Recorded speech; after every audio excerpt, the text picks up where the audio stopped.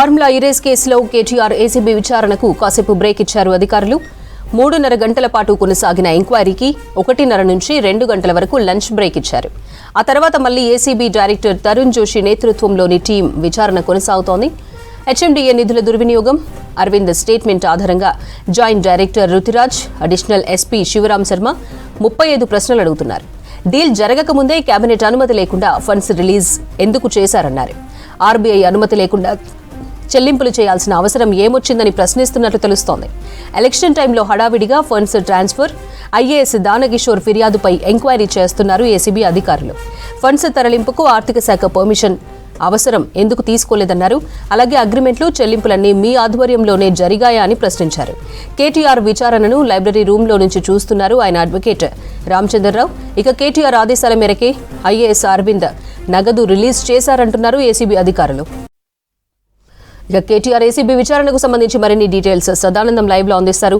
సదానందం, విచారణలో ఏ అంశాలను ప్రస్తావించే ఛాన్స్ ఉంది?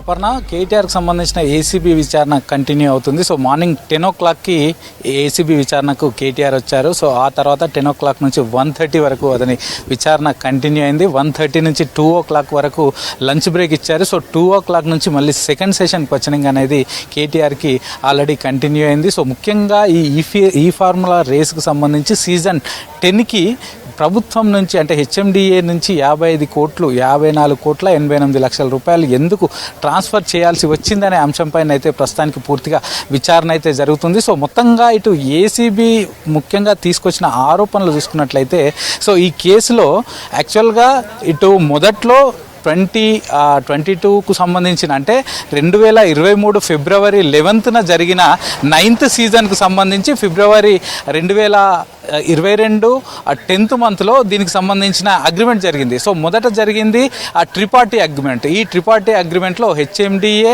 అలాగే ఈ ఎఫ్ఈఓ అలాగే ఫార్ములా ఈ రేస్కి సంబంధించిన ఈ ఎఫ్ఈఓ కంపెనీ, దీంతో పాటు ఏస్జెన్ నెక్స్ట్, ఈ మూడు కలిపి ట్రిపార్టీ అగ్రిమెంట్ ఇది 2022 అక్టోబర్లో చేసుకున్నారు. సో దానికి సంబంధించిన రేసు ఈ 2023 ఫిబ్రవరి 11న జరిగింది. సో అది అయిపోయిన తర్వాత మళ్ళీ 10th సీజన్ జరగాలి. సో 10th సీజన్కి వచ్చేసరికి మధ్యలో ఏస్ నెక్స్ట్ జెన్ కంపెనీ అది దీనిలో నుంచి తప్పుకుంటున్నట్టు ప్రకటించింది. దీంతో దీని నిర్వహణ అంతా కూడా హెచ్ఎండిఏ నుంచి డబ్బులు అంటే ఇంతకుముందుకు ఏస్ జెన్ నెక్స్ట్ స్పాన్సర్ ఏదైతే ఉందో సో వాళ్ళు 9th సీజన్కి డబ్బులు ఇచ్చారు. సో వాళ్ళు ఇచ్చిన డబ్బులతోటి అప్పుడు కేవలం ఇటు హెచ్ఎండిఏ నుంచి 12 కోట్లు మాత్రమే ఇచ్చారు. సో మిగతా డబ్బంతా కూడా ఏస్జెన్ నెక్స్ట్ కంపెనీ పెట్టుకుంది. సో అక్కడ ట్రాక్స్ వేయడం కానీ ఇతర సివిల్ వర్క్స్ కానీ దీంతో పాటు స్పాన్సర్స్ వర్క్స్ కానీ పూర్తిగా ఏస్జెన్ నెక్స్ట్ కంపెనీ పెట్టుకుంది. కానీ మళ్ళీ 10th సీజన్కి వచ్చేసరికి వాళ్ళు తప్పుకున్నారని చెప్పేసరికి ఎఫ్ఈఓ నుంచి వీళ్ళకి ఒక మెయిల్ వచ్చింది, ఏజ్ నెక్స్ట్ జెన్ కంపెనీ తప్పుకుంది కాబట్టి ఈసారి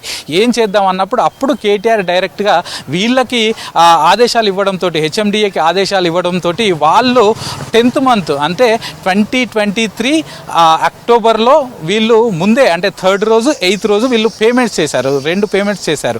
సో అది ఎఫ్ఈఓకి డైరెక్ట్గా ఇటు హెచ్ఎండిఏకి సంబంధించిన హిమాయత్ నగర్లోని ఇండియన్ ఓవర్సీస్ బ్యాంక్ నుంచి డైరెక్ట్గా 54 కోట్ల 88 లక్షల రూపాయలు అటు ఎఫ్ఈఓ కంపెనీకి పోయాయి.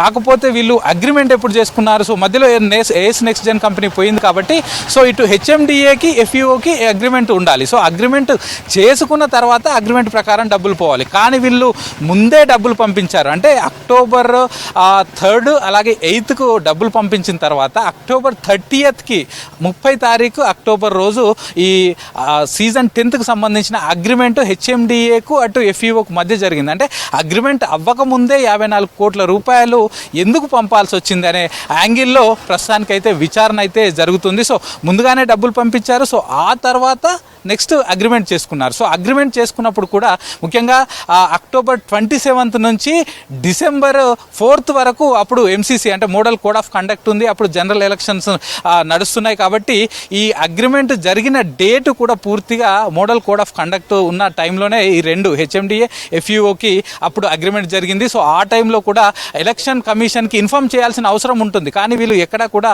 ఇన్ఫార్మ్ చేయలేదనే కూడా వీళ్ళు తెరపైకి తీసుకొచ్చారు. దానికి సంబంధించిన అంశాలను కూడా ప్రస్తుతానికి కేటీఆర్ని అయితే అడుగుతున్నారు. ఇక ఇదే కాకుండా సీజన్ 9కి సంబంధించి కూడా సీజన్ 9 నిర్వహించినప్పుడు అటు ఎంఏయుడికి సంబంధించిన ప్రిన్సిపల్ సెక్రటరీ అప్పట్లో ఉన్న అరవింద్ కుమార్ అతని సిగ్నేచర్ తోటే పూర్తిగా జరిగింది. సో ఆ టైంలో కూడా అసలు ఈ ట్రిపార్టీ అంటే మొదట చేసుకున్న హెచ్ఎండిఏ, ఎఫ్ఈఓ, ఏస్జెన్ నెక్స్ట్ కంపెనీకి సంబంధించి ఈ ముగ్గురు చేసిన ట్రిపార్టీకి అగ్రిమెంట్ కూడా అటు గవర్నర్ కానీ సిఎస్కి కానీ పూర్తిగా చూపించలేదు. ఈ సీజన్లో కూడా ఇప్పుడు వీళ్ళిద్దరు హెచ్ఎండిఏ ప్లస్ ఎఫ్ఈఓ రెండు చేసుకున్న అగ్రిమెంట్ కూడా అటు సిఎస్కి కానీ లేకపోతే గవర్నర్ కానీ ఎవరికీ చూపించలేదు.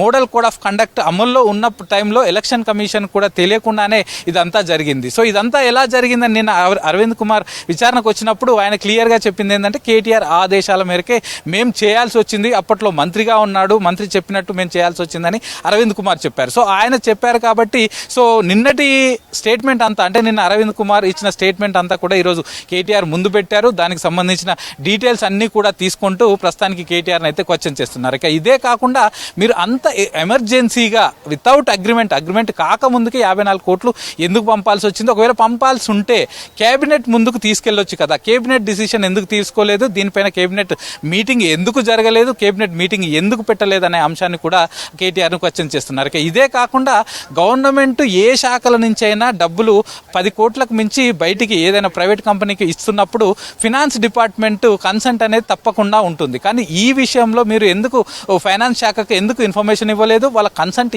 ఎందుకు తీసుకోవట్లేదు, మీరు ఎందుకు చెప్పాల్సి వచ్చిందనే అంశాలను కూడా ప్రస్తుతానికి కేటీఆర్ని క్వశ్చన్ చేస్తున్నారు. సో ఈ అన్ని అంశాలకు సంబంధించి కేటీఆర్ని మొదటగా 10 o'clock నుంచి 1:30 వరకు క్వశ్చన్ చేశారు. ఆ తర్వాత 1:30 నుంచి 2 o'clock వరకు లంచ్ బ్రేక్ ఇచ్చారు. మళ్ళీ 2 o'clock నుంచి ప్రస్తుతానికి సెకండ్ సెషన్ అయితే కంటిన్యూ అవుతుంది. సో ఇప్పటి నుంచి 6 o'clock వరకు, ఈవినింగ్ 6 o'clock వరకు కేటీఆర్ విచారణ జరిగే అవకాశం ఉంది. సో ఇప్పటికే అటు నిన్న అరవింద్ కుమార్ ఇచ్చిన స్టేట్మెంట్ ప్రకారం వీళ్ళు రెడీ చేసుకున్న క్వశ్చనీర్తో పాటు కేటీఆర్ చెప్తున్న ఆన్సర్లకు దానిలో నుంచి మళ్ళీ తిరిగి క్వశ్చన్స్ అయితే వేస్తున్నారు. సో ఈ పూర్తిగా దీన్ని అంతా కూడా ఆడియో వీడియో రికార్డింగ్ చేస్తున్నారు.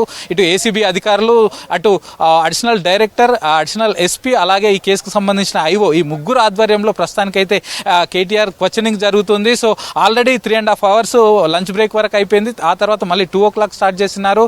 సో ఈ రోజు ఈవినింగ్ 6 o'clock వరకు అయితే కేటీఆర్ విచారణ కంటిన్యూ అయ్యే అవకాశాలు ఉన్నాయి.